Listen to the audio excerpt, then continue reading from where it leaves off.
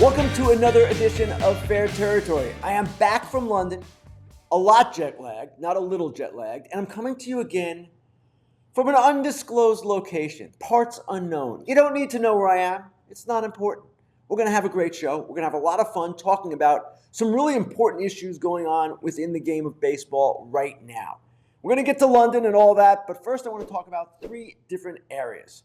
Let's start with Aaron Judge. You might have noticed on Saturday, Judge revealed that he has a torn ligament in that right big toe. Kind of set off alarm bells. People saying, well, that might be more serious than initially believed. Aaron Boone the next day said, no, it's not that bad. Don't worry. It's the same thing as before. A sprain, whatever. It's semantics, however you want to describe it. Bottom line, Judge hasn't played in 3 weeks. The Yankees are 8-10 without him. And before I get into the Yankees, I want to go back to the injury, back to Dodger Stadium, and that exposed area of the outfield wall where Judge hit when he made that spectacular catch when he hit his foot.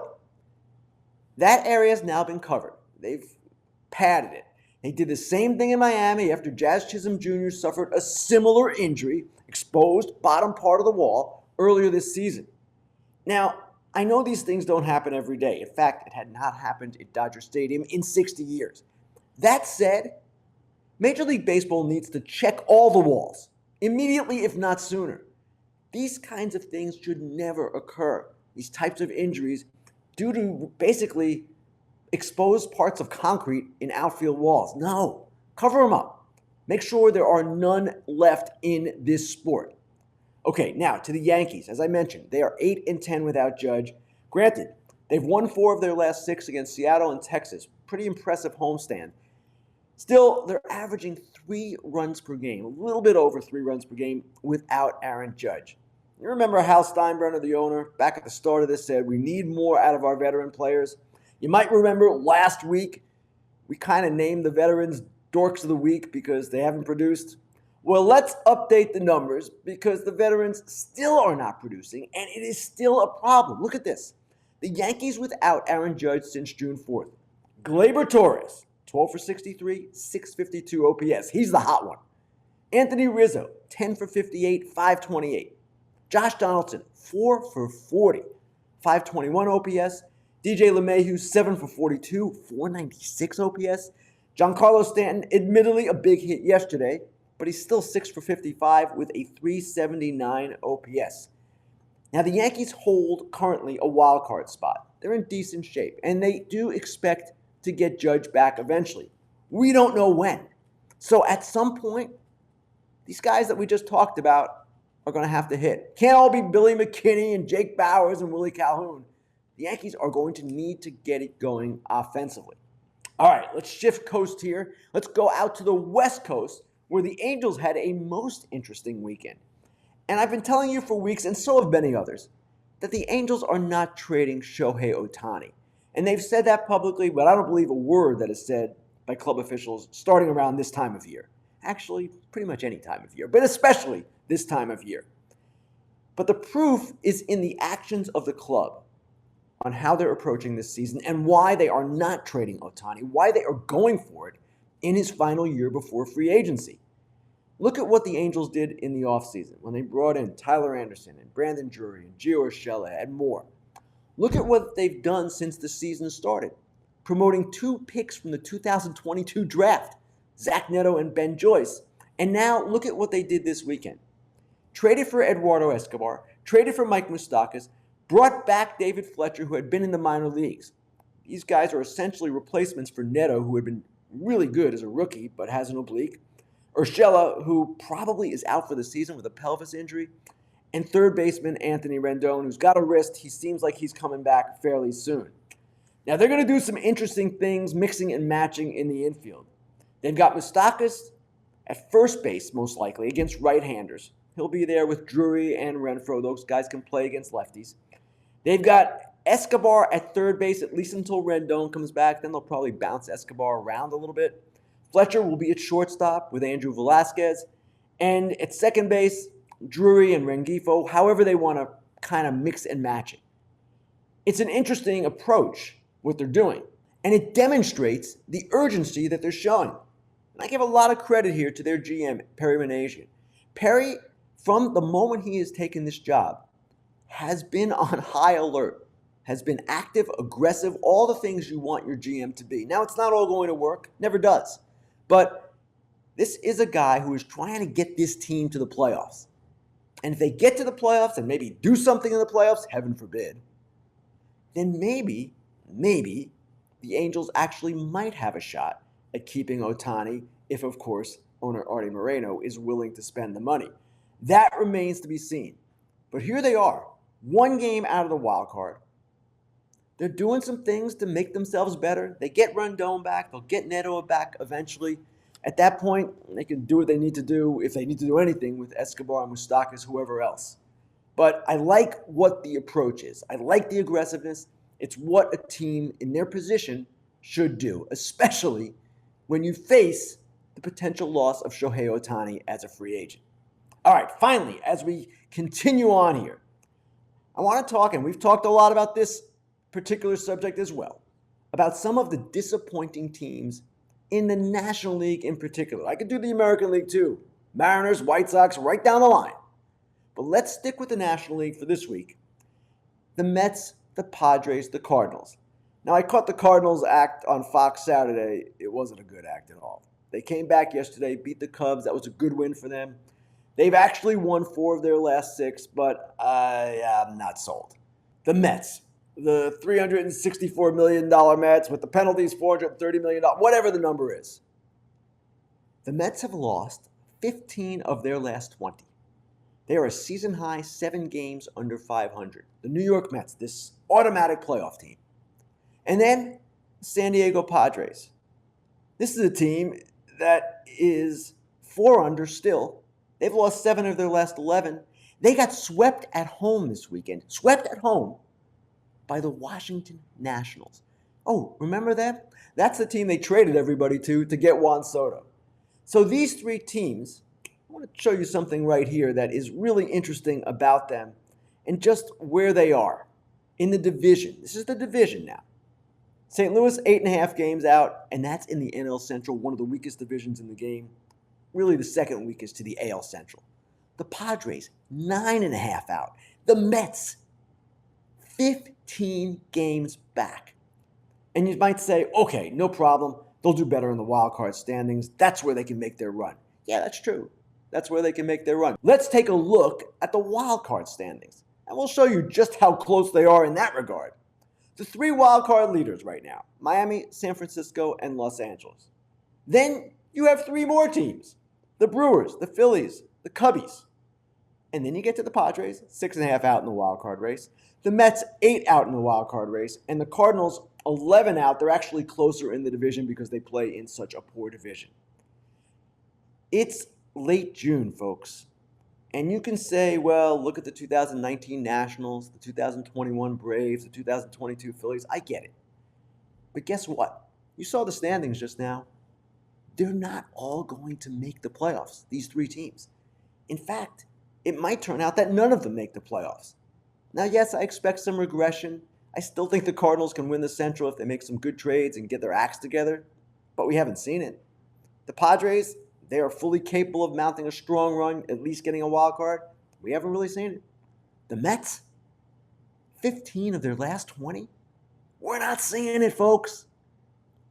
And as Xander Bogaerts said, Xander, of course, the big free agent signing for the San Diego Padres this offseason, there aren't a lot of tomorrows left. I might be overstating it a bit. There are actually a lot of tomorrows left.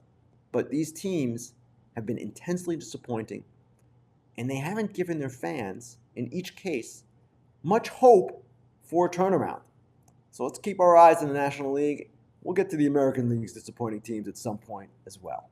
Time now for the Inside Dish. This is the segment every week where I talk about a story I've written, maybe something I've been up to, maybe something that's going on in the game that really needs more exposure. Well, I have an obvious choice this week on what to discuss, and it's the London series. I had a blast over there. It was 3+ days. It wasn't very long, but it is so much fun going over there, experiencing that ballpark, experiencing the city, which is one of the great cities I've ever been to, and just the whole idea of playing Major League Baseball in an English Premier League stadium. It's cool. So the crowds were great, 55,000 roughly in each case, Saturday and Sunday. The games were much better than the last time when the Yankees played the Red Sox. The field was good. Everything worked out really nicely. The thing I don't know, the thing I question, is how much of an impact are these games making? And yes, the crowds were great, but I suspect, I don't know this for sure, that a large percentage of the crowd was comprised of two separate groups. One, expats from the United States, people living over in London who are American, who just want to get a taste of baseball. And two, tourists. Now, I know there were a lot of tourists there because I saw them when I was walking around the city myself. Cubs jerseys, Cubs shirts, Cardinals jerseys, Cardinals shirts. So it seems to me that that is the bulk of the audience live for these games. Now, that doesn't mean baseball shouldn't try to make an impact or inroads in Europe. The idea that they have is that the European sports fan is hardcore. Granted, mostly soccer or football, and in England, cricket as well. But these fans are intensely passionate, like fans, for instance, in the Northeast. That's how Chase Utley described it to me. So if you can get maybe even a tiny percentage of that audience, then you've got something. But how long does that take? What does it take to get there? These are all valid questions. And Utley pointed out one thing to me that was really interesting when I wrote that article about him last week. He said there are only 3 or 4 youth leagues in London comprised of about 100 kids each. So when you talk about the distance baseball has to go, it's considerable. And frankly, the biggest impact, it seems to me, was Great Britain's performance in the World Baseball Classic. Remember, their upset of Colombia, that was their first win ever in the WBC. And that qualified them for the next tournament in a few years hence. So by doing that, by advancing, the Great Britain team opened up a lot more funding for their future endeavors, for youth programs, for facilities, for equipment, all the things that you would need to get baseball going. Now, one of the interesting things when I was there was meeting reporters from several other European countries who did have a knowledge of baseball, who in fact cover baseball. Obviously, there were reporters from England there, but I also was interviewed by a reporter from France on television. I met a reporter from Hungary. I met another reporter from Poland. And these folks were into it. They like baseball. There is passion for baseball, at least in their worlds. So this is not a hopeless cause by any stretch of the imagination. It just seems that it's going to be difficult. And hey, some things you got to try, and you got to put your foot down in these countries and see where you go. Next year, another game in London. That's going to be Mets-Phillies.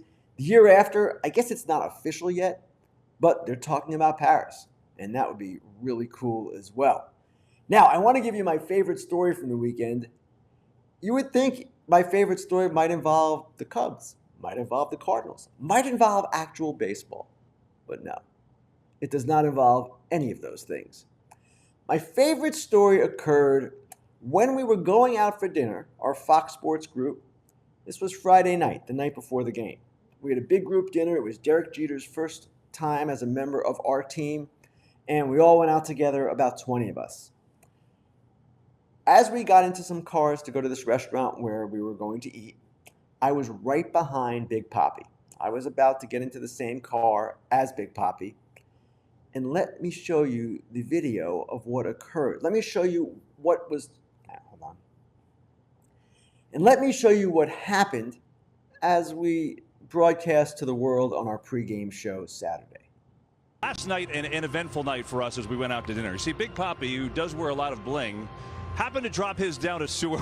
Look at that. Oh, it fell off the neck, and the hotel worker went and got it. Now, how much tip did you give that guy? Big time tips. Big Over time under tips. $25. He just saved $100,000 for me right there. I thought I totally lost, and all of a sudden, Papi, here's your bling. I like $100. My man. What is a tip on a save of $100,000? Would you say? For Papi, 50 cents. All right, first of all, Papi's tip, he was talking about a number that started with a 5, but was a lot bigger than 50 cents. Second, the fact that they got that chain out to me is something of a miracle. I will never forget this. When it went down the grate, and I saw it come off his neck and go into the grate, into the sewer, underneath London, it came off because he had not locked it properly. But anyway, this grate, it looked to me like it had been sealed going back to the Tudor dynasty, like hundreds of years. I was thinking, there's no way they're going to get that grate up. And the sewer wasn't particularly deep. It was kind of shallow. So I thought, okay, if they can get in there, yeah, maybe there's a chance. So we all go to dinner. Poppy's just hoping things are going to work out, as they often do work out for him.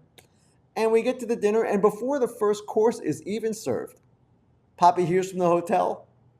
He gets those videos that we saw. All is well. And the key, at least in his mind, the hotel worker that you saw in the video, the guy who rescued Big Poppy's $100,000 necklace, which of course he announced to the world on our broadcast, Poppy claimed that guy was Dominican, and of course that to him explained everything. So anyway, it's a lot of fun traveling with these guys, and for me, I always say this, and I can't say it enough, it's a real privilege to be part of these broadcasts, especially the special ones like the London series, postseason, of course, Field of Dreams, all of those kinds of games in particular. It's a thrill to be part of every broadcast. I'm grateful for every inning I'm on. But to be in this particular circumstance, it makes you remember quite vividly why you do this, why you get excited about it, just the fun of it all. And Big Poppy, well, he got his necklace back, so all is right with the world. Time now for the Dude and Dork of the Week. The Dude in my head this week was actually quite an interesting competition between two players on the same team. I was leaning toward Luis Arraez. Leaning toward him because he is still flirting with 400 in late June. I know he's at 399 as we tape this on Monday. And he is defying the naysayers, the people who say, oh, he'll never do this. Okay, it's going to be difficult for him to do. The people who point out to his batting average on balls in play and say, oh, look at that, it's ridiculous. The people who in general don't like batting average, you know who you are, Brian Kenny et al. But as good as Arraez has been, his teammate Eury Pérez has been arguably even better. He's the Dude of the Week, Eury Pérez, and I want you to take a look at the numbers he has compiled in his brief, and I mean brief, Major League career. Here is Eury Pérez. 5-1 record, 1.34 ERA in 47 innings, 54 strikeouts, 15 walks. So that's averaging about 10 strikeouts per 9 innings. Oh, and look at that. 21 straight scoreless innings. Now that's the longest streak currently going on in Major League Baseball, and it's all the more impressive considering that he has those 21 straight scoreless innings and he is 20 years old.